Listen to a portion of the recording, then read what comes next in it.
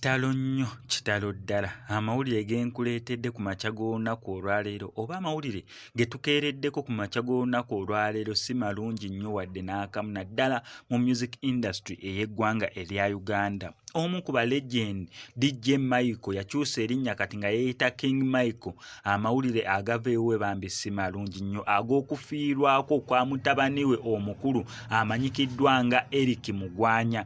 DJ Michael amannya ge amatuufu bamuyita Mugwanya Michael n'era erinnya lye erya Mugwanya yasalawo okubeera nga aliwa ne mutabani we omukulu n'amutuuma Eric Mugwanya. Kitalo nnyo, kitalo ddala okubeera nti ku makya g'olunaku olwaleero ne mukutuusaako amawulire nti mutabani wa King Michael omukulu Eric Mugwanya amaze okubeera nga assa omukka gwe ogw'enkomerero. Eric Mugwanya alwadde? Nedda talwadde. Bulwadde ki obadde bumuluma? Tewaliwo bulwadde bubadde bumuluma. Naye olunaku olw'eggulo baafuna akabenjedde kabusa n'era nga akabenje ako ke kaviiriddeko okubeera nga assa omukka gwe ogw'enkomerero.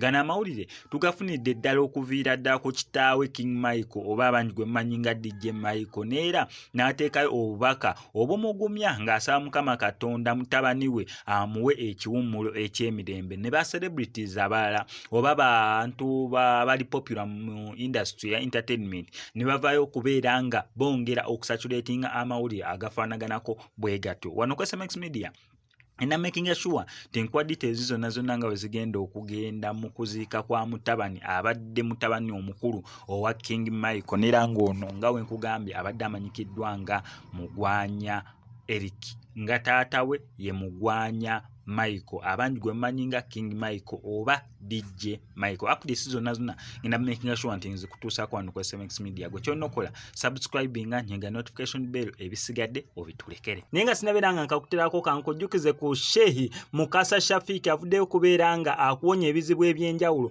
ng'akulombera dduwa. Gwe atalina mukisa business tezitambula tokuzibwa ku mulimu sente zikuyita mu ngalo kobeere ng'oli mu ggwanga lya Uganda oba ng'oli wabweru wa Uganda ajja sobola nnyo okubeera nga akuyamba. Mukubireko ku ennamba y'essimu gy'olaba ebisigadde obimulekere.